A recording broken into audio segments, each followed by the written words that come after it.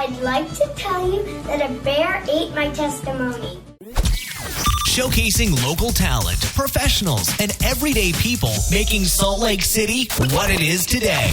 It's time for another episode of the I Am Salt Lake podcast. Welcome, friends, to the I Am Salt Lake podcast, episode 128. First of all, I want to apologize. I'm just recovering from that nasty flu bug that's been going around. I've been spending the last few days in bed, catching up on episodes of Sons of Anarchy. Finally caught up with that show, but I got the energy to sit down and record the intro to the podcast episode that I know a lot of you have been waiting for a while. It's the episode where the tables get turned.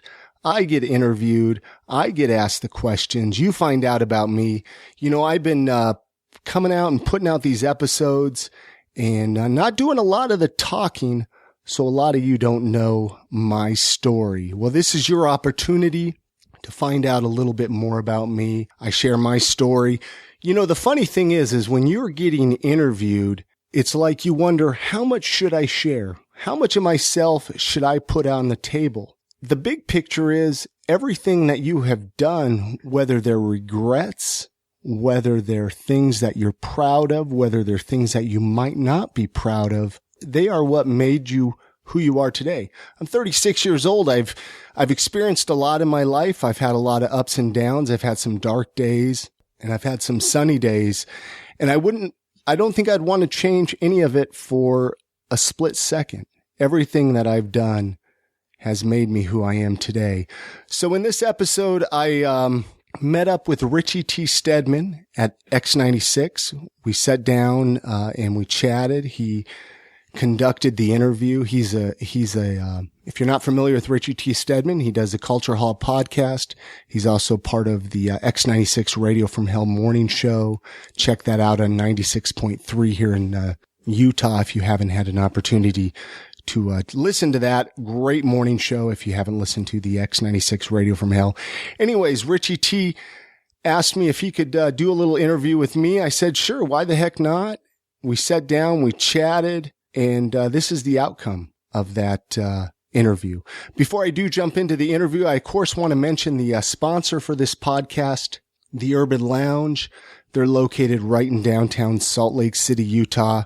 You can find their website at theurbanloungeslc.com. Find out about all the shows that are going to be coming there. You can connect with them on Facebook and Twitter. Many thanks goes out to the Urban Lounge for sponsoring this podcast.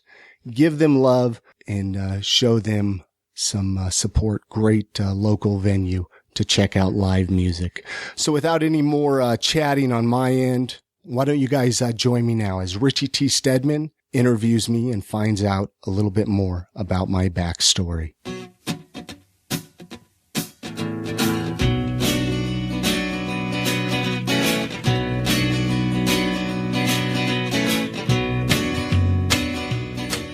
So here it is. This is the big awaited episode, at least for me. I've been looking forward to this when did we start talking about doing this?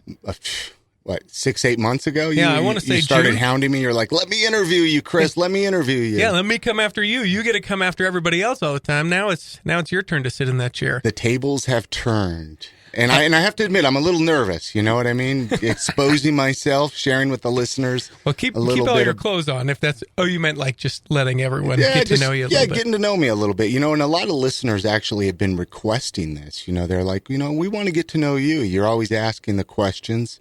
Let us have an opportunity to find out a little bit about Chris. Yeah, so let's do it. I want to know because I don't know origins of Chris. Yeah. So born where?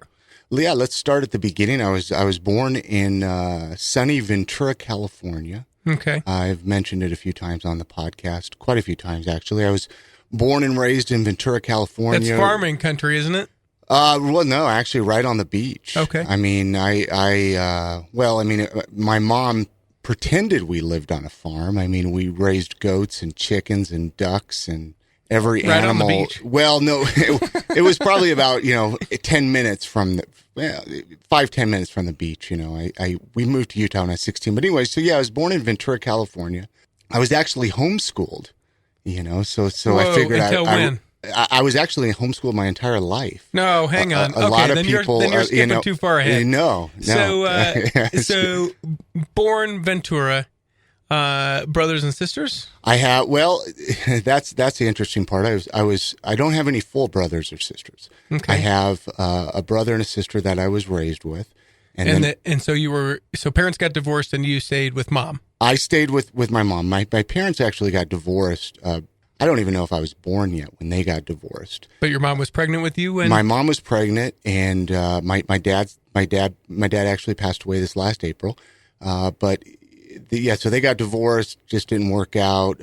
Religion was always a big part of my mom's life, and not so much my dad's. And so how did they get together then? Because typically people kind of weed that stuff out before they get married. I really don't know the story, and maybe one day I'll find out the story. Never been curious? Never asked that? I guess I should. Well, I don't know. If you don't need to, if it's not something you're like, hey, I wonder why that didn't work out. I've found out more as I've gotten older, and I never really had a relationship with my dad. Ever met him? Oh, absolutely. I mean, growing up, I'd go spend time with him. And then from about the ages of 16, 17, until I think I reconnected with him at about early 30s, maybe 32-ish. Mm-hmm. I have a brother and two sisters also in California. We reconnected with Facebook. So we created this big meeting and everything. And so as many years later, we reconnected and got an opportunity to reconnect with my dad, but he was so sick. He had so many health problems. So last few years, I reconnected with him. And like I said, he passed this last April. And, So, is it one of those weird situations where kind of being away from your dad and certainly in that later adolescence and then young adulthood where then you see your dad again and you are able to step out from your own body and recognize some of the things about yourself that you got kind of genetically from your dad? Oh, absolutely. Absolutely. Like what? Stubbornness, worry. I'm a big worrier. And I found that out about him as well. I was his only, my dad was a heavy smoker and I, was a heavy smoker as well, actually, for many years. And I guess I was his only child that was, so I don't know if that's really a genetic thing or just, something about that nicotine, you just get hooked on it, and you guys share that for sure. Yeah. So, if you want to say that, those are really probably stubbornness and being a worrier are the two biggest things that stick out in my head right now. Normal kind of youth. I mean, homeschool. Yeah, back to the homeschooling. Is not normal. It isn't normal, and I don't recommend it. I shouldn't throw that out there and say, hey, your kids are, if you're homeschooled, that's not normal. But it is certainly out of the norm. Oh, absolutely. And you have to remember, I was born in 1977. Okay, so I'm 36 years old. Never went to public school in my life. Why was that? Mom felt like bad influences? Well, you would think that. My mom is a very religious person. Mm-hmm. My mom always would seek out religion. She was a nun, actually, in her 20s. Until she got pregnant. She grew up Catholic, discovered Mormonism, and then. So our family was actually Mormon for 20 or so years. So was that in the time that you were born? She discovered Mormonism in the time that... I believe so. Okay. I believe so. And that's actually where a lot of the conflicts with my dad and her. So religion was always important to her. So she never wanted to send me to a public school where they would teach me secular stuff. It was always important for her to teach religion. So I would study the Bible study the Bible and the Book of Mormon as part of your homeschooling. As part of my homeschooling for 4 or 5 hours a day. Jeez. And it was always like, well, math isn't important, but let's do this. Now, my mom, she was a teacher. She had her teaching credentials in California, so she knew what she was doing. But you have to remember, back in the 80s, homeschooling wasn't popular. Yeah. It wasn't. So, there was always, the neighbors would always turn us into the truancy officers and come over and check up on it. Now it's a little more popular. You do see it a little bit more. Or at least acceptable. Acceptable. I don't really recommend it. People say, well, was your social life affected? Possibly. You don't know because I don't know anything. Don't know anything I don't different. know anything different. How would your mom have you meet other kids? Was it Well, just playing out in the yard? Yeah, playing out in the yard. I mean, obviously, I was very close to my neighborhood friends, but I was also very active in Boy Scouts. Okay. I was very active in 4-H. We raised with your goats. We raised goats. Yeah, we raised goats and ribbon winners. Any ribbon winners with your 4-H goats? I think so. Yeah, I think so. From what I remember, I was so young. You know, I mean, that part of my brain maybe has been blocked out. But the nicotine and all the other recreational drugs. But anyway, so yeah. That's kind of, there was other homeschool groups in the area, and we would go do it. I took a lot play of groups with other homeschool groups. Play groups. Listen, he stays home and gets taught too. Go play with him. Yeah, hey, we're the same. Yeah, so there was that, but I definitely think it affected my social life. I'm not gonna deny that. And then as I started getting older, I started getting into skateboarding and stuff like that, and so I'd go off and meet other skaters, and we'd do that. And there definitely has always been that awkwardness, but I don't know if that's just because I'm a little bit more of an introvert and, that side of me. I don't know. Maybe if I would have went to public school, it would have been the same way. I don't know. So 16 rolls around and you move to Utah. What's the deal for the move? The reason for the move, my mom has always been she was one of those Y2K fanatics. Okay. She believed, so 16 puts you in 93, right? Am I getting math right? That sounds about right. I was barely 16 when we moved to Utah. We moved to Provo actually at first because my mom bought some property out in Mount Pleasant. Okay. Which is, for people, Manti area out there was kind of a little commune that was being built out there with people that wanted to live off the grid. They wanted to be self-sufficient. Mm-hmm. They wanted to, hide from the government, I guess you would say. Yeah. It was kind of like one of those things where, to be honest with you, extremists, so to say. Moving from California, a lot of people say, okay, was it a culture shock? Yeah, you have to remember, this was 20 years ago in Utah County. Absolutely, it was a culture shock. Especially to come from California. Well, yeah, still, but I was excited at the same time. It was like I'm the type of person where I'm accepting of new things. Mm-hmm. I love adventure. I love trying new things. So I was a little excited. But then, of course, you move to Provo and you're like, what the heck did I get myself into here? What the heck, for sure. Yeah. And, and I tried to get into Boy Scouts and all of that. Still active in the church at this time? I was still there was still active in going to, the Mormon church and still going to church. But like Boy Scouts, when you come to Utah, everybody had their Eagle Scout by the time they were 13 or 14. Sure, you have to get it done. And so, here I am, almost 16 years old, even 17, I think I might have been. And it was like, oh no, they're all on to, playing football and stuff. So there's a part of me that regrets never getting my Eagle Scout. There's a part of me that regrets that, but there wasn't that activity. And so I felt like, well, screw that. I'm not going to, do that. So yeah, there was definitely a culture shock. And it was tough. It was really tough. So, living in Provo, my older brother, Rob, him and another guy started building this house out in Mount Pleasant. Mm. And so the plan to move to Provo was just until a home was built in absolutely. Mount Pleasant. We were just renting there.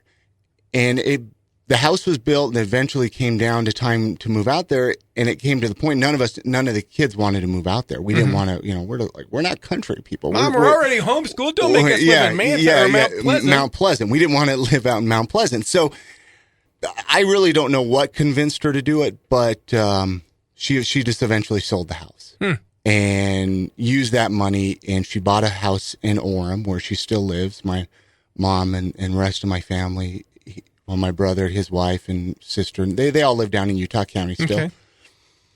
And during this process, it was about the time that my older brother, Rob, was about ready to go on a Mormon mission. Okay. And he started questioning, So he's a couple years older than you. 3 years? 4.5 years older. 4.5 years. 4.5 years older than I am. And so somewhere during this whole process, and I think a lot of it my mom kept hidden from me just because she didn't want to, You know, it's a very disruptive thing when you start questioning your faith, when you start questioning what you were brought up as. Yeah. You know, it's I was like, always taught this, but wait, there's something else? Yeah, absolutely. So my brother Rob, from this is a story I heard, is he started questioning certain things of the Mormon religion. Do you know what they were? You know, not really 100%, not really. But just questions. Yeah, just questions. And so it made my mom be like, well, you know, my mom was always raised to question things. You know, that was, she always would seek out the truth and want it. So during this process, my mom stopped going to church, stopped going to the Mormon church. And at that age, 16, 17 years old, around that age, of course, it's like, oh, cool, I don't have to go to church anymore. Sundays are off. This is great. I did continue going for a little while for the social aspects of it, but eventually I stopped going. And so my mom started going to just a Bible church down in Utah County, and I went a few times for her. And you know, I think the fanatical side of her has led me towards the religious side of me, that I don't need religion. Okay. You know, and it kind of, there's a disappointing side to me to that. I'm going to be honest, without getting too religious, because I see how important religion is for some people. Yeah. For a lot of people, and it really grounds them. And it's like, I wish I had that desire, but I don't. You know, I don't have it. I wouldn't consider myself necessarily an atheist. There was a time where I did consider myself an atheist, but it's like, how can you 100% prove that there isn't a God? You know, I really just don't care. That's really my honest answer. Indifferent. I really just don't care. There's other things that I'm trying to find importance in my life, and just to be a good person and all of that. So that's really caused a lot of conflict with my mom, and there was a lot of anger towards my mom. So I actually took off out east when I turned 18 years old. So you said, forget it. Yeah, mom forget at this it. point, brother decided not to serve a mission, fell away from the church. Fell away from the church. And mom said, this Bible place is for me. And you said, can't deal with all this. I'm out. I'm getting the hell out of Utah, pretty much, you know? And at that time, I was really involved. I don't know how familiar you are, Richie, with like the vegan straight edge whole movement. I got myself really involved in that. I think that was, you know, you're always continually seeking out a purpose or where you belong. Yeah, absolutely. And for some, like you mentioned, for some people, they find that within the church. These are people who believe the same way I do, or that we have common goals and we have those things. You take that out, and other people, they find a running group, or they find, you know, art or theater or something like that, and they come together with those people. So it makes sense that you would find a home with someone. Absolutely. So, you know, I always knew drugs weren't good for you. Smoking, drinking, all of that wasn't good for me. So I saw this, you know, I kind of ran across some straight edge kids here in Salt Lake, you know, through the different skateboarding and going to punk rock shows and music that way. And it was like, this is great. You know, you could be drug free, but you don't have to be a Mormon. You don't have to be a goody two shoes to say no to drugs. Right. You know, because in Utah, it's like, if you don't smoke and drink, you're Mormon. Then you're Mormon. Yeah. And who wants to run with those kids? Right. No offense, Richie. Yeah, whatever. No. So this interview's over. So, you know, but at that time, the vegan straight edge crowd, and I don't know, it might still be this way. You would go to a show. I mean, it was violent. Oh yeah. I mean, there were kids getting stabbed. There was punching. There was fights fights everywhere. During. And you know, this even starts a lot of my creative side. I started a zine. I did like a little fanzine, you know, a little publication on, you know, vegan straight edge. You know, this was like my first creativity. I mean, even so probably you wrote the whole thing. Yeah, I drew. What is it called? It was a fanzine called Unjust. Unjust. Yeah, I mean, full of all the angst. Yeah, no. And what's funny is going back and reading some of the writing. You know, it's like, oh, you know, death to sellouts, you know, they'll all, you know, we don't need those, you know, those scumbags. So, yeah, so I put out maybe, you know, 3 or 4 issues of that. I did a little vegan cookbook and really? And where did you said East, but where is East? Okay, so yeah, I moved out. I'm kind of jumping all over the place here, but I started a record label.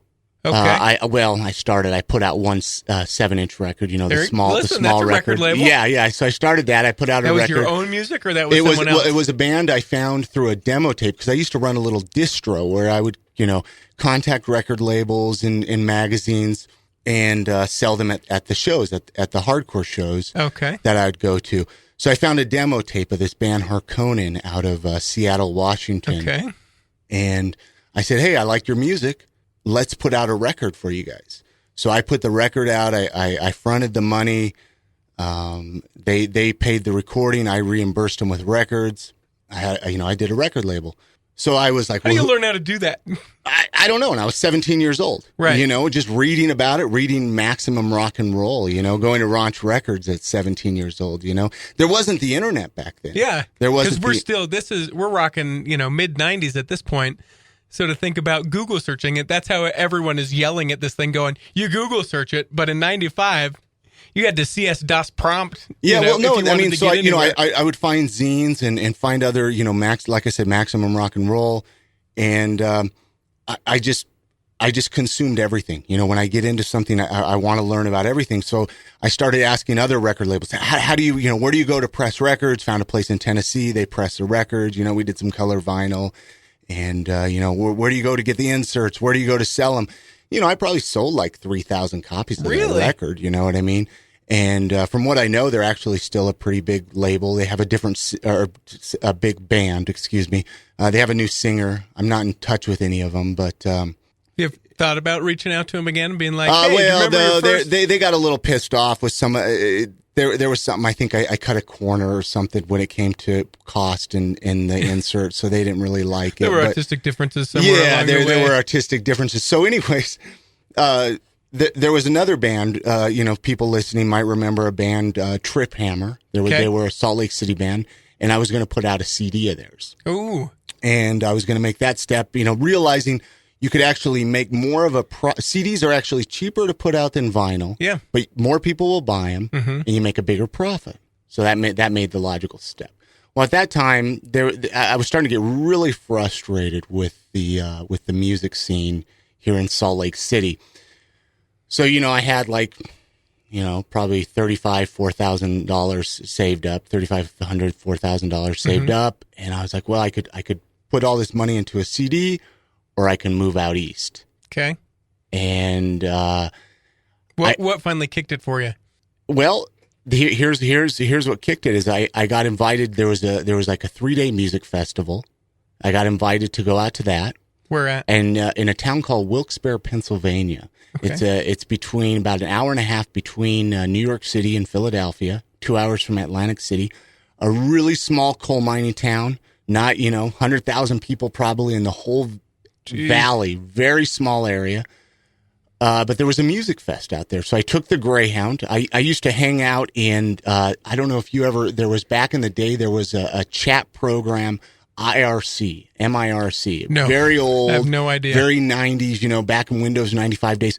So I kind of just ran across some Pennsylvania straight edge kids. And this is me networking, Sure. what I mean? This is me. I'm always out there, It's ambitious. It's getting to know people, so, figuring it out. Getting to know people. And the internet was awesome, And so I found out some other kids were going to take the Greyhound from San Francisco that used to live out there. We coordinated, when they were going to be coming through Salt Lake so I can get on the same bus with them. Mm-hmm. And I went out to this music festival. I ran across a guy out there that I met at the music festival, and he said, hey, listen, I got a room for rent out here. Perfect. No lease, nothing. Come out here and move. Come live out here. And I figured, well, what the heck? Why not? Yeah. What do you have to lose at this point? This is great. I loved it. The kids out there, the straight edge scene, the music scene, there didn't seem to be the violence. There didn't seem to be all of the garbage that was going on here in Salt Lake at the time. So I took the Greyhound back home, packed some stuff up, shipped a bike out there. I didn't have a car. Sure. Didn't have a car, so I shipped my bike out there and took the Greyhound back to.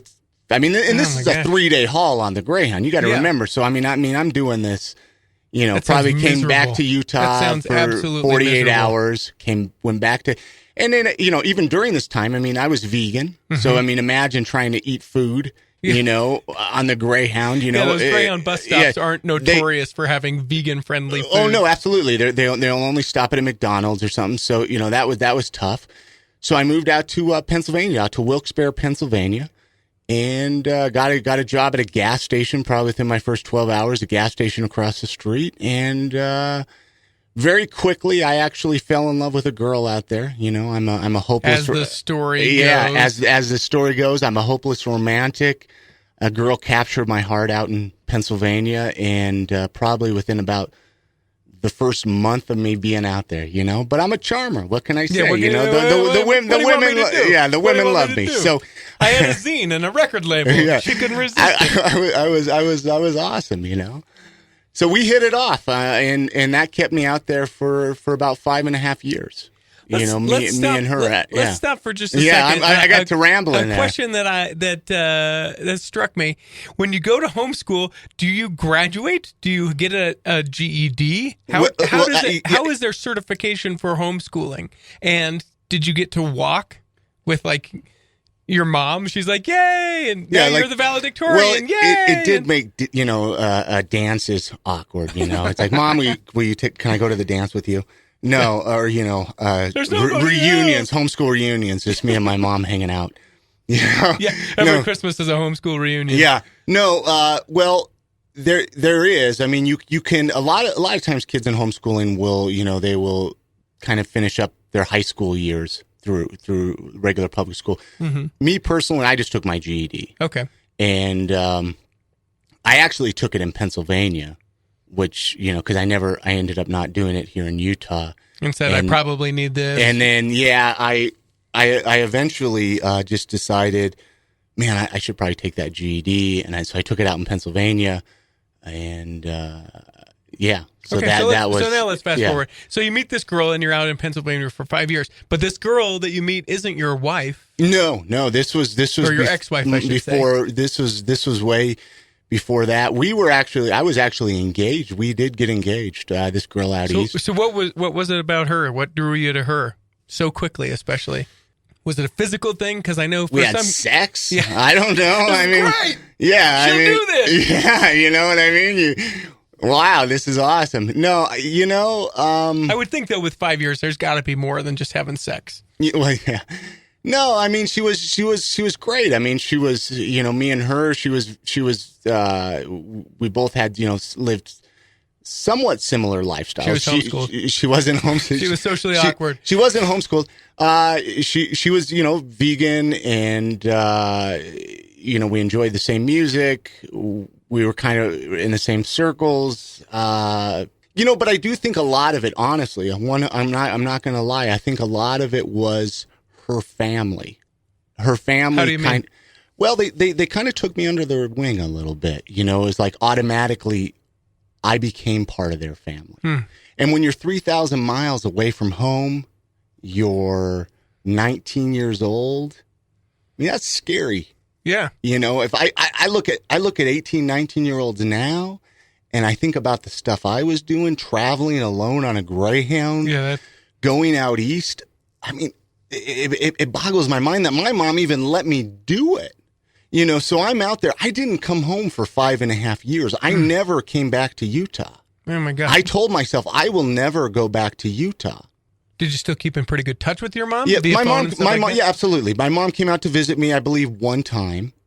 There was a tough, because I was definitely a mama's boy. I was always out to please my mom. I wanted to make my mom happy so much, and I think a lot of that had to do with the fact that I was homeschooled, and the fact that I was raised by my mom. I didn't have a father figure. So there was a part of me that I felt like I was making, my mom wasn't proud of me anymore. Mm-hmm. She didn't, I hate to say it, but she didn't love me. And as I've gotten older, you realize a parent's love never does die for their kids. Yeah, it's unconditional, but certainly they can be strained by things. It was very, very difficult for me, because it was like I was trying to create my own identity the things I was involved with. I mean, I'm with this girl. I mean, we moved in very quickly. I'm living with this girl, and I mean, she was my first real girlfriend, and so that was, I knew that was displeasing to my mother. Mm-hmm. So I felt like the only way to do it was to pull away from her. Mm-hmm. And rather than face the disappointment, and even certain issues of and at that time I was very gung ho. There isn't a God, that I'm not going to believe into your religious stuff, and I knew that was very tough on my mom, and I knew that even at that time a lot of the different activisms between animal rights to human rights to everything. I got very, very involved in all of that, and so I knew that my mom wasn't. So I pulled away. I lived out. I didn't come home for 5.5 years. What finally ended the whole thing, and what made you decide to come back? The relationship. Yeah, your relationship. Well, the girl. Come on. Yeah. Like I said, no holds barred, right?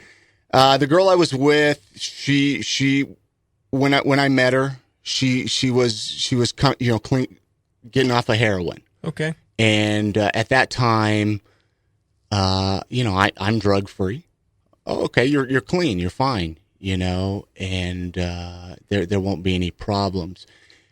And we just fought a lot, and there was a lot of just different things, I find out certain things with her, with using drugs, all of that. And honestly, I think that's what made things difficult is here's a girl I'm dating and she's using drugs behind my back.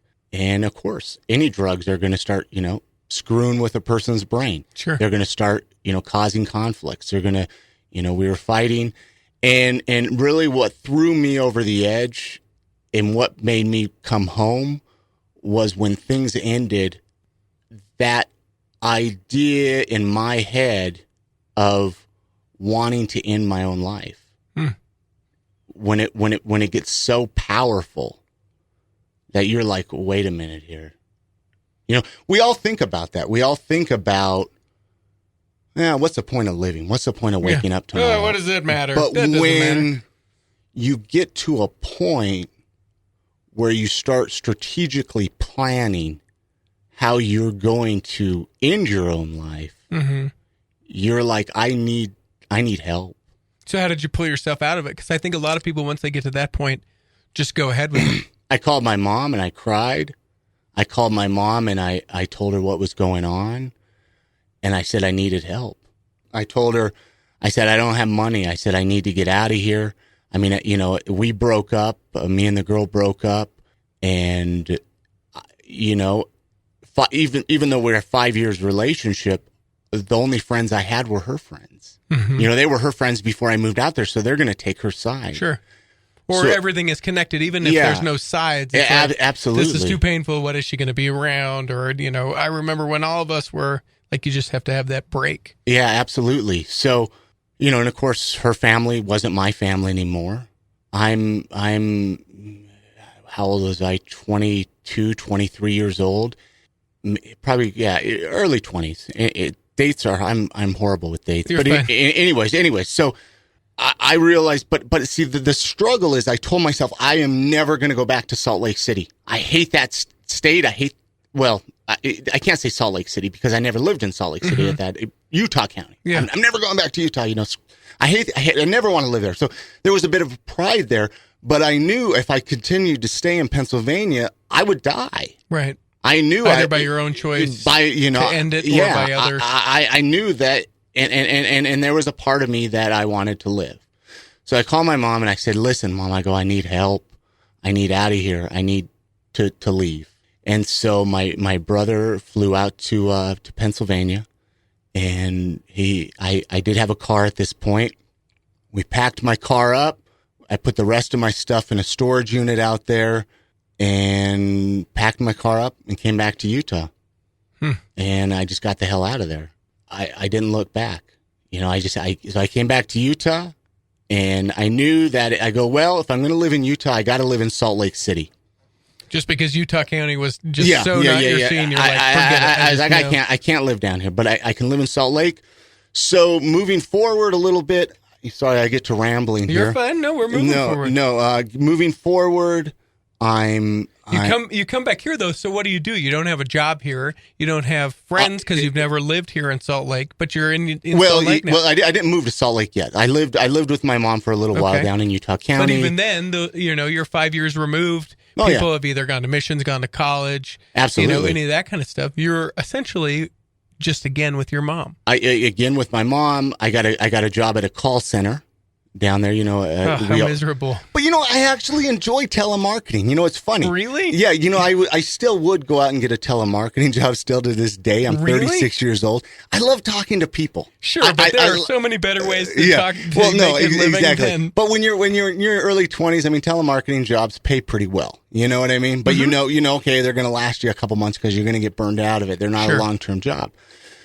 So I got a job at a call center, dated a few girls there, started dating girls again. But Utah County girls are tough, man. What do you mean? Well, you got to be out of their house by 10 o'clock at night. You can't be in their house, No, you're broad. Those BYU approved apartments. Stop it! You're taking a brush and broad painting everyone in Utah County. There are people that. Well, I'm not talking the apartments, man, down there are rough. But even the apartments. There are places in. I guess we're talking now. This was. I'm 36. I was. So we're talking right around 2000.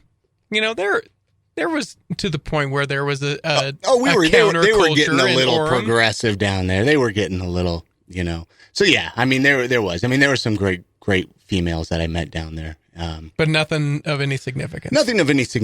Nothing really, a few months here, a few months there. Anyways, so there was started kind of expanding a little bit more towards Salt Lake. And again, the internet really wasn't popular. There wasn't things like Facebook. Right. Even Twitter, I don't think was around yet. I think everything was MySpace, if I'm not mistaken. Well, in 2000, I don't even know if it was that much. Was it? So yeah. So somebody, a lot of it, I think at that point it's just like your Yahoo groups. Yeah, well, you have message boards and all of that. So, I kind of, I can't even remember. I found like a few punk rock websites that told about different music stuff going on in Salt Lake. Emailed the people with that. One was run by a girl. Emailed her. We dated a little bit. And that actually, moving forward, me and this girl, we dated for a little bit, and she was friends with my ex-wife, Suzanne. Okay. So you are with this girl, and you're just eating up music. That's something that I noticed has kind of been cyclical, is that you keep coming back to this music. The music is a huge part of it. Is it always local? Have you always prided yourself on being a local, or what are your, like when you think of your punk bands of the mid to late 90s? Some of the music I used to listen to back in the day is horrible. Like who? My music. Well, there was a big band. I don't know if you ever heard of 25 to Life. Okay. They're from New Jersey, and just that hardcore death metal, blah, blah, blah, blah, It's just like, good grief, I listened to that stuff, you know what I mean? Like, my older brother Rob introduced me to a lot of punk music, a lot of, I went to him, the first concert I ever went to was the Violent Femmes. Okay. I was just like 13 years old in Ventura, California. So, I've always grown up. He always took me to shows and concerts, and, we moved to Utah. He would always, we would go down, from Provo to Salt Lake.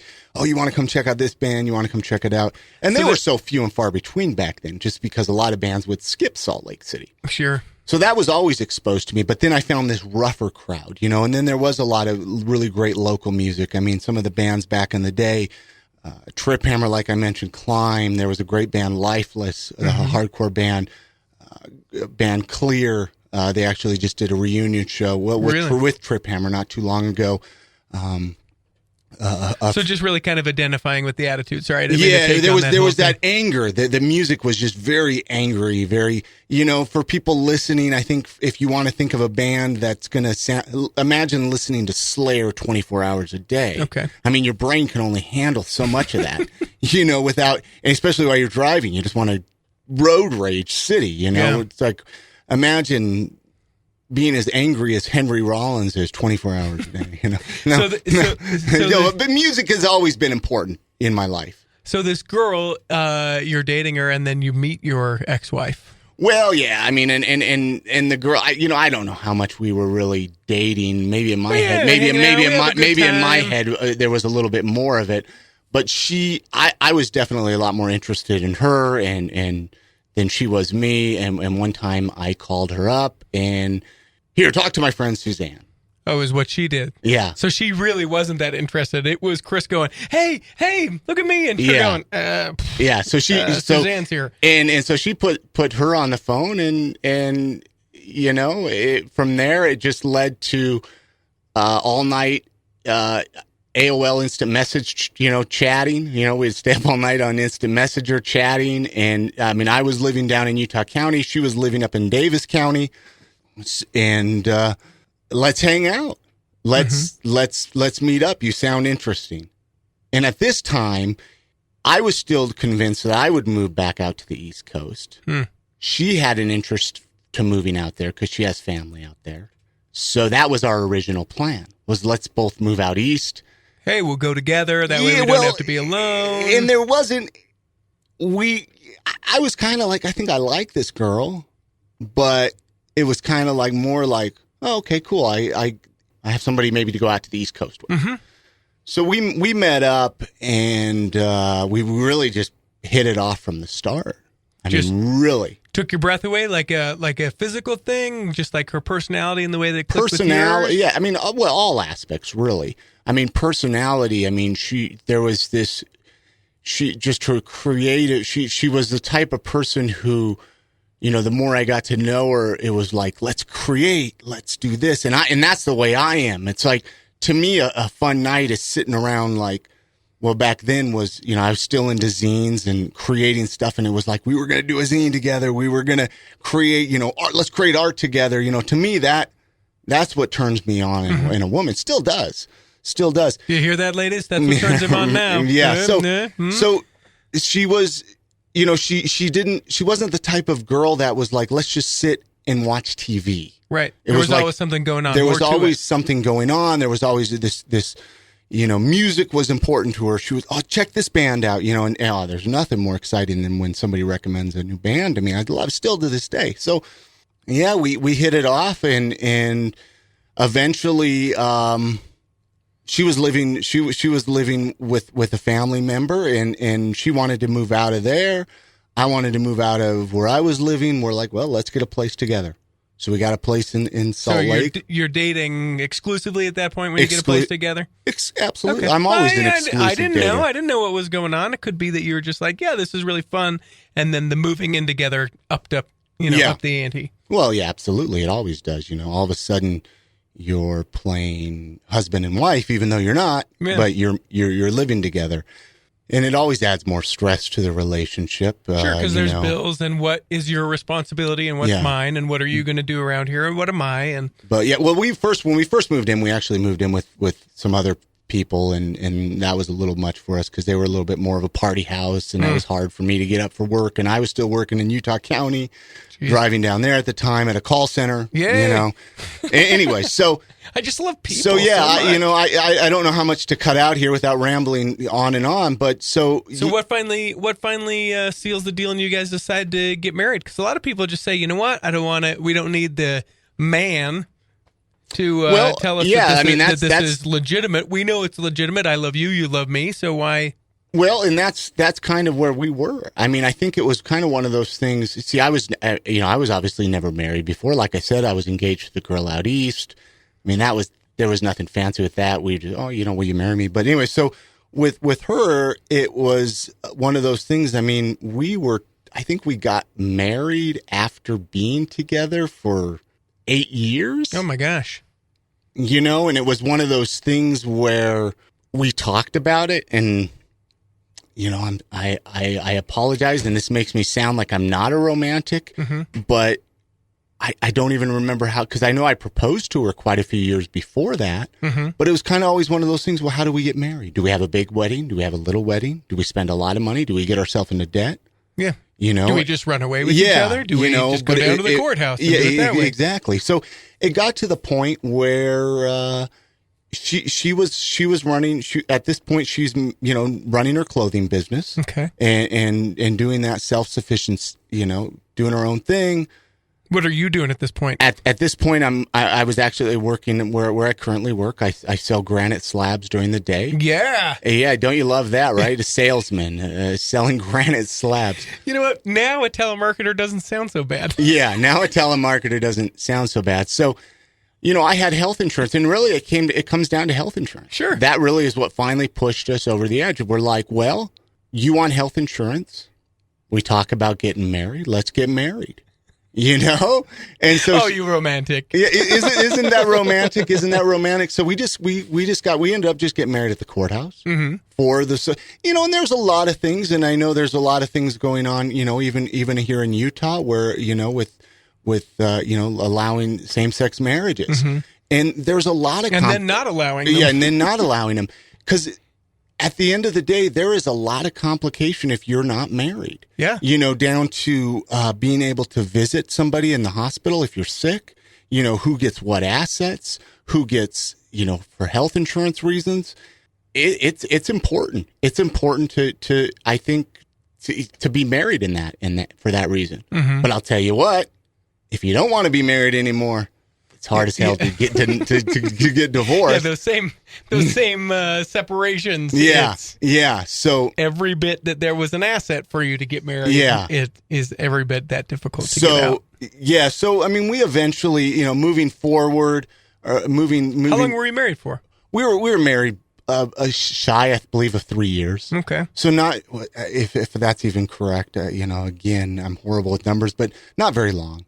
And it got to the point where it was like, this just isn't.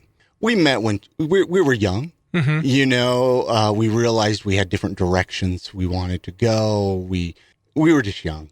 I mean, to put it simply, what was your deal? Though, being honest, if you look at it now, you've been divorced for how long? It's been not even a full year. Can you look back at it and say, you know what? Maybe we weren't, we didn't have it together, and, maybe it ultimately would have been a thing where we ended up being divorced anyway. But can you look at it? Are you at the point where you can look at it and say, you know what? I don't know what we would have done or what we wouldn't have done, but here are definitely things that I could have done better. Oh, absolutely. Like what? Like what? Gosh, thanks for putting me on the spot, Richie. No, I think I tend to run my mouth. I tend to say, my words are my ammo. I tend to say very, very hurtful words. If somebody pisses me off, I can say some of the most meanest, nastiest things to you. And then 10 minutes later, I'm like, why did I say that? Oh my gosh. What, I didn't mean that. But once you say something, you can't put it back in. You can't put it back in. And those words will hurt somebody for their entire life. I mean, I look back at my child. I was the same way with my mom. I was the same way with her. I would just say some of the meanest, nastiest things. Because I'm not a fighter. I'm not the biggest guy in the world. You're not going to take a hand to her and be like, I'm not a violent person, but I'm mean with my words. And, so yeah, I mean, I could be the biggest, to put it bluntly, asshole out there, to her. I'm not, it takes two to have things end, and I know that I could have been a lot kinder. I know I could have been a lot more understanding. I don't necessarily believe that if things are bad, then they need to end in divorce. I do believe that two people can work at things, and things can work. But I think when people do end and get divorced, they need to remember they entered it in love. Let's exit it with love. It's hard though. It is very hard. Luckily, we didn't have children, children. So there wasn't that complications. she's great. She, I still support her in everything she does. I mean, still talk to her pretty regularly? No, I wouldn't say regularly. I mean, there is, but it's not like you would avoid her if you saw her in a public place or. And no, not at this point. I mean, actually, I'll see her because she sells at a lot of the local markets. Hey, what's up? How you doing? Catch up, and I'm still close with some of her siblings. I mean, when you're part of somebody's life for 11 years, you can't really get rid of that. Right. And to me, I don't want to get rid of that. And even looking at it, it's like I always knew that we maybe were better friends than lovers. And I think a part of me now that I can sit outside of the box, I can say, maybe there was a fear knowing that if we ever did end, it would be harder to be friends. And I mean, me and her together, we created so much awesomeness in this city. You know what I mean? Yeah. She helped me in moving forward, with the podcast. I mean, we're getting there. We'll get there.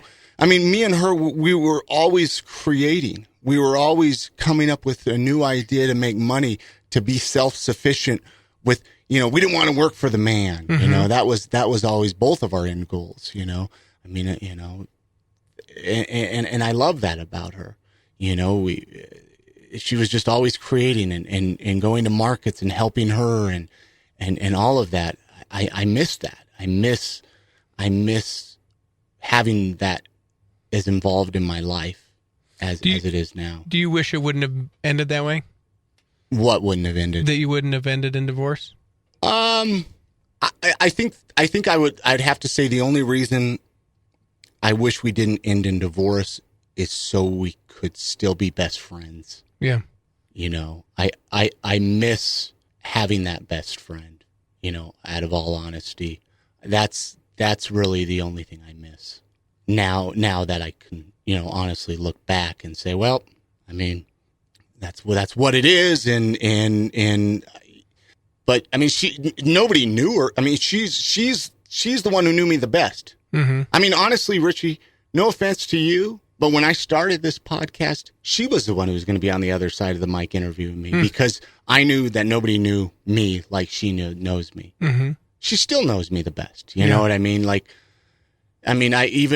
remember, calling her up when I found out they were going to pull the plug on my dad. And I mean, we were, obviously this was April, stuff ended with me and her the beginning of last year. And I was like, sorry to bother you, but I don't know what to do. Yeah. I got nobody else. I don't know. Do I go, I wasn't really close to my dad, but he's like, I'll tell you what you do. You get in your car and you go to California right now or you're going to regret it. And I flew down there. I didn't drive, but, it's kind of one of those things, I knew I wasn't close to him, but at the same time, it was like, I got to go say goodbye to my dad, because I was able to say goodbye to him before they pulled the plug. He was on life support, so. What did you say to him? Told him that I loved him and I wish I would have got to know him better. And my biggest regret is that I didn't reach out more to him. And, he didn't respond. I mean, obviously there was no communication on his end. And he was hooked up to so many tubes and everything. And he would just look, and I knew he knew that I was there and that I was talking to him. And I told him that the only thing I could do is from this point forward is believe that somewhere out there he can still see me and be proud of me as a son. And, if I do eventually have grandchildren for him, children of my own, I wished he would have got to meet them, but I will be an amazing dad to those kids. A dad that I always wished I would have. And I found out back to that, I found out that my dad wished that he was, but he was a worrier. He didn't want to cause conflict with my mom and didn't want to cause problems and stir up things, but he always wished he was part of my life more than he was. But you get to a point where you're like, how do you fix this? Mm-hmm. How do you come into somebody's life? He'd always call me he'd always call me on my birthday and Christmas and stuff like that. But you get to a point where you only have so much to talk about, Did you cry? I did. Are you pretty emotional? Do you cry? I'm an way emotional person. I mean, if anything, I wish I wasn't. I'm the type of guy that, You know, I'll go see a movie like A Walk to Remember or something like that, and I'm crying in the theater. You know what I mean? Just because I'm a romantic, and you know, I'm so that was, I think, the toughest part when I did pull away from my family, is because family to me is so important. You know, I mean, I'll tell you, the day that my mom passes is that's going to be emotional. Sure. Mom's in good health, though, now? She is. Okay. Always. I mean, she was the type of pushing carrot juice down your throat and making, you know, grinding her own wheat. And she still has her little garden out back. And yeah, excellent health. I mean, she's older. She was older when, you know, she's probably pushing 70. Okay. But she's people that are 70 are listening to this going, hey, wait a minute. Yeah, all my 70-year-old listeners. No, but she's doing great. You know, she's a bit of a health nut, so she takes care of her body. And I hope she stays with us plenty more years. For a good long time. So let's talk about the I Am Salt Lake podcast, the right? podcast. Let's talk about this very thing that we're doing here. Yeah, this very thing. So, the podcast, kind of, you know, I've loved radio, really, for as long as I remember. You know, as a kid, I remember calling and doing prank phone calls to the radio station. Not to the radio, but I'd call people up. You know, this was before, you know, caller ID, and I'd be like, "Hey, we're calling from, you know, whatever radio, Q105, and you won yourself 2 tickets to, you know, this." And we had one of those suction cup things that we plugged to the phone to record the phone call. We had to go into a tape recorder, and we recorded it. And you know, I mean, we were screwing with people. I mean, these people didn't know what was going on. Oh, yeah, you know. And so, you know, I've always, you know, loved radio, calling into the radio, listening to the radio, you know, obviously love music. And so it just seems like a natural fit then. It was a natural fit. At this point, Suzanne, through her local markets and stuff, she met up with some, you know, became really good friends with a girl, Kat Martin, who does local zombie art, and you know, we started hanging out with them, and you know, her husband's on the Geek Show, and you know, they're the Geek Show Podcast, geekshowpodcast.com. Go check it out. Great local podcast. So it's Jimmy Martin then. Jimmy Martin. Yeah. So we didn't live too far apart. We started hanging out on the weekends. And they were always talking about their podcast, and they were always talking about it. And they just seemed to have so much fun together. You know, those guys just all, you know, I mean, they're like brothers, you know? And I was like, man, what is this podcast stuff, you know? And what is this all about? What is this podcast you know, thing? Well, you know, and I listened to a few podcasts before then, you know, like what do you listen to? Well, you know, at that point, you know, like I'd listen to like an episode here or there, like This American Life or, you know, something on NPR, you know, just kind of your more mainstream stuff that would ever, you know, catch it online or an episode of like Radio Lab or something like that. So I was kind of familiar with podcasts, and, you know, he would talk to me about, you know, this and that. And, you know, and so I was kind of burned out of a little bit of music at this point. You know, a lot of new music wasn't exciting me. There wasn't a lot of like stuff out there that was like, this is doing it. So, you know, go on your iPhone, you know, you download the podcast app, you start searching, start listening to podcasts, and you're like, my brain starts going a million miles an hour, my creative side. And I'm like, one day I'm at a farmer's market with Suzanne, and I look around and I see all these people selling stuff, and I see all these people creating stuff. And I'm like, you know, there's so many people in this city, in Salt Lake City, that they don't have the opportunity to share their story. Right. But I'm sure they have crazy stories. And I'm sure they moved to Pennsylvania and went there on a Greyhound bus. But the thing is then it goes back to, we don't realize how much we inspire other people. Like, you know, how much did, you know, the person making the soap or the clothing maker, maybe, you know, somebody else came along, and then that new business started. And we all, you know, thrive. Everybody here in Salt Lake plays a major role. Like the way Salt Lake is I mean, we're small but big. And if it wasn't for one person, think of all the other people that wouldn't be where they're at. And so I was like, well, you know, gosh. So I'm thinking in my head, I'm like, what if I was to just interview these people? You know, and shoot, I've never done it. I've never interviewed anybody for, you know, back in my zine days, you would send somebody 20 questions and they'd mail you the answers back and through the mail. You know, I never, you know, so I didn't know where to start. And so I eventually, kind of pitched the idea to Suzanne. Oh, I love it. I just thought she was going to shoot it down. Oh, I love it. This is great. Shoot, if you don't do it, I'll do it. Oh, She's cool. like, and why don't you should name it I Am Salt Lake. So your wife is the one, or your ex-wife is the one who came up with the name. She's the one who came up with the name. She's like, because I was like thinking of, gosh, what were some of the other goofy ideas? Like, I love you, Salt Lake, or just some stupid. I heart Salt Lake. Yeah, I heart Salt Lake. She's like, what if I am Salt Lake? Basically saying like, I am Richie T. I am Salt Lake. I am whoever, and everybody on my podcast who comes on, they are Salt Lake. If you know what I mean. So she came up with the name, and originally she was like, I'll co-host it with you. I'll do it with you. And then eventually it kind of just came down to that her clothing company just took way too much, that took too much of her time. Mm-hmm. And so I did it by myself. I mean, some of my first interviews were done on my iPhone. Mm-hmm. I didn't know what I was doing. You're speaking to this into the iPhone? Oh, no, So she was the one that originally named it.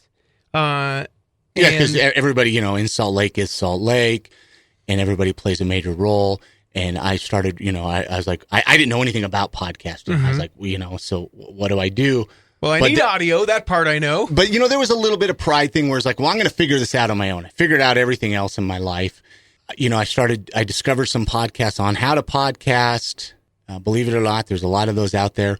So to me, it seemed like, well, I'll just get my iPhone and I'll walk up and down Main Street and talk to, all these business owners. Man on the street, here we go. Well, just walk into a business and they would want to talk to me. Well, it was tough because in the beginning, you contact people, you're like, I want to interview you. Well, who the hell are you? Yeah. But if, say, another local place, without going into names, I mean, another big publication or another radio, sure, radio station, TV station walks in, they go, I know the product. You're not going to turn it down. You know what I mean? If Fox knew, well, whatever, whoever contacts you, you're not going to turn them down. But I Am Salt Lake had never heard of this, so it was like pulling teeth to get interviews in the beginning. A lot of I was actually doing a lot of the interviews out of her shop downtown, just because at that time I was like, well, do I tell people to come over to my house? I don't want them to know where I live. They're going to steal stuff from me. So. I had a lot of no-shows, but then eventually I started getting a little press. I got on KSL News at noon. Slug did a write-up on me. Gavin did a thing in his. I mean, I just started getting my name out there, and people, some name recognition. So it was like, okay, this guy's legit. Started going. The first episode launched. What is it? It's been about a year and a half, I guess. I've been doing it now. August of I say August of 2012. Would that be right? Yeah, that'd be about 18 months. Yeah, I never thought would come this far. Now I know what I'm doing a little bit better. I try to pretend I know what I'm doing. I still don't know, and it's tough. When I was told in the beginning, it's a tough market because you have two obstacles. Not a lot of people listen to podcasts. Yes, people are still discovering the technology. Salt Lake City is only so big. Mm-hmm. But even backing up, even another reason on why I kind of took the podcast to where I was, I got very active into Instagram. I was organizing photo walks here in Salt Lake and kind of doing some of that. And I saw the interest of people outside of Utah, outside of Salt Lake, that took an interest in it. In my photos, because I was always out to find the gritty areas, the graffiti. People have seen the temple, people have seen the mountains. I wanted to show a side of Salt Lake that people weren't familiar with.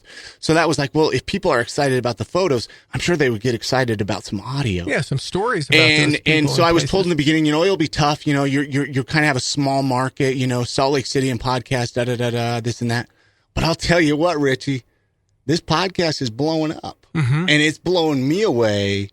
To see where it's come with somebody who doesn't know what they're doing. I don't know what I'm doing.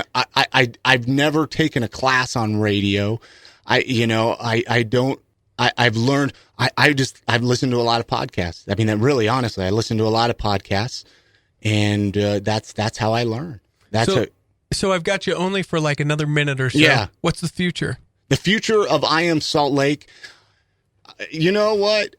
I used to sit and I would be like, well, I try to create these game plans and these ideas, and I've learned to kind of go with the flow of things. But where I would like to see it go is I would like to kind of create a website, interactive website podcast where, because I get a lot of people, most of my emails that I do get from people are people that are moving to Salt Lake, and they're saying this is a great resource tool. Cool. For people to discover what's going on in Salt Lake. And so I would like to make that a little bit more, available of like a kind of guides of, are you moving to Salt Lake? Check this out. Check this out. As I interview people, I don't know, continue to interview people. I'd like to, maybe this summer get a little bit more out in the public, talk to people on the streets. Hopefully, more and more Salt Lake City. Cause it's a great resource for Salt Lake City. It really is. And I can't recommend it. Obviously, if you're listening, then you're listening to the podcast, and I sincerely appreciate everything that you guys have done. All right, so let's real quick. We asked for questions. Yeah. People have asked. We got a couple questions that I just want to throw at you real quick. Yeah. What are other podcasts that you listen to? Other podcasts that I listen to really quickly. I probably subscribe to about 60 different podcasts, so I'm not going to say I listen to all of them regularly. But the ones that I listen to regularly are the Mediocre Show, and I cannot recommend this show enough. Fantastic show, podcast. And I listen to the Let's Go Eat show regularly. Great show, Bill Allred from Salt Lake City. It's kind of funny because we kind of have a similar idea, talking to people in Salt Lake. I do listen to WTF with Mark Maron, This American Life. Occasionally I'll listen to an episode of The Nerdist, depending on who they interview. There's actually a great podcast called like Waking Up America, something like Kelly Carlin. George Carlin's daughter does it. A fantastic podcast. Just discovered that. So those are a few ones that I would recommend. I know we're about out of time here. So. And then last question. You always ask guests what some of their favorite places to eat in Salt Lake are. What are some of your favorite? That's from Shelley. Yeah, the famous question. What's funny about this question is it was kind of just a silly question I kind of threw out there to kind of have ways of recommending other local eatery spots, to kind of figure out ways to recommend, people eating local, because there's nothing more aggravating than when you're saying, let's go out to dinner and somebody recommends a chain restaurant. Yeah, Applebee's. Let's go to Applebee's. Anyway, but it's become a favorite of people. So anyway, some of my favorite local places, can't recommend enough. Shanghai Cafe. Love Shanghai Cafe. Great vegetarian chicken there. I love Frisch. Great people. The Cage. Gotta love Frisch. I love any of the local food trucks. I don't get out to them enough to eat there, but I do love them. And I will leave it here with the best burgers I think in Salt Lake are Lucky 13. Cool. Best burgers in Salt Lake. Go try them out if you haven't tried them out yet. Is there a way we need to end this? He wants you to email him. I'll tell you that. We talked off the air about it. I know. Yeah, I would love a little more interaction. That's I think the biggest thing that I want to move forward is to figure out a way to get people. You got to ask for it, Chris. Yeah, I got to ask for it. The email is iamsaltlake@gmail.com. Yeah, it's simple. It's easy. Send him an email, even if it's just here's your interaction, signed whatever your name is. Send him an email, iamsaltlake@gmail.com. Yeah, let me know how you found the podcast. Let me know, who you'd like to hear on the podcast. Let me know if you want to come on the podcast. Yeah. I don't really, I'm not a dick, and I don't say, oh, you're not big enough. You're not going to. If you got a story. If you got a story, I want to hear it. I love stories. All right, Chris, thank you very much. Thanks, Richie. Again, thank you so much, Richie T, for taking some time out of your schedule, sitting down with me and allowing me to share my story, interviewing me, letting me share my story, like I said. Hopefully you guys enjoyed it. I'd love to know what you guys think of this episode or any of the other episodes. You can send me an email at iamsaltlake@gmail.com. I'd love to know how you found out about the podcast. That's really kind of an interesting thing. The response for this podcast has been amazing, and I'd love to know how you found out about the podcast. If you'd like to share this episode or any of the other episodes, your favorite episodes, feel free to share them on Facebook and Twitter. All the help getting the word out there is much appreciated, and I can't thank you enough. If you haven't had an opportunity to leave a review in iTunes, there's a link at iamsaltlake.com. Just click on that iTunes link. Leave me a review. Leave the podcast a review, a 5-star review. That helps boost our ratings and gets us exposed to more people. We also have a voicemail line, 385-202-5926. If you'd like to call up and share your thoughts, your feelings that way, that would be awesome as well. I'm going to leave this episode playing a song by one of my favorite local bands, the National Parks, Wind and Anchor. Love this song. Figured it would be a really cool song to end this episode out with. I'm here once a week, so make sure to subscribe in iTunes, Stitcher Radio. You can find me on Twitter, Facebook. All of the links are at iamsaltlake.com. Thank you so much, everybody. Thank you so much, Salt Lake City. Thank you so much to everybody that's been supporting this podcast since the very beginning. Hopefully you guys enjoyed listening to my story. And if you'd like to be a guest on the show, feel free to reach out and tell me what you got, and maybe I'll bring you on a future episode. So with that being said, here is the National Parks, Wind and Anchor. Thank you so much for listening to another episode of the I Am Salt Lake podcast.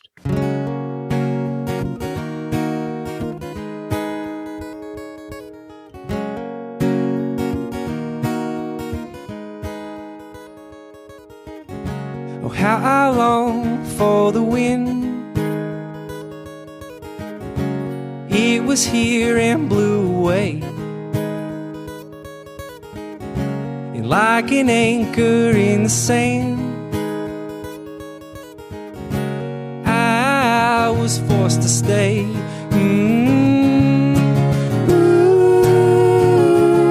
Don't leave me like this, don't leave me like this. I belong to you.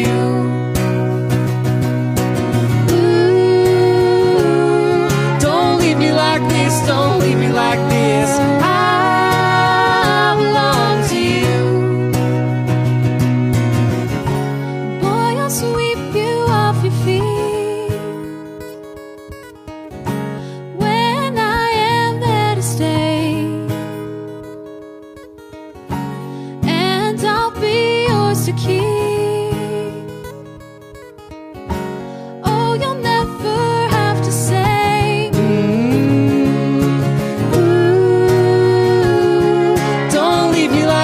don't leave me like this. I belong to you. Don't leave me like this, don't leave me like this. I belong to you. Yes, I do.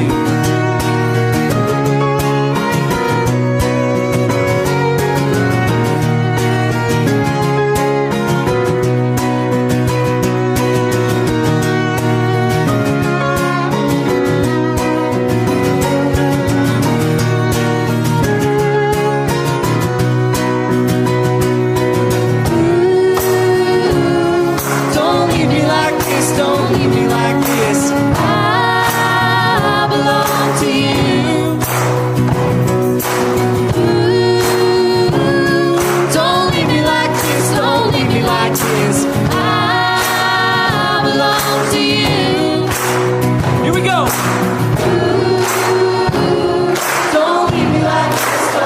like this.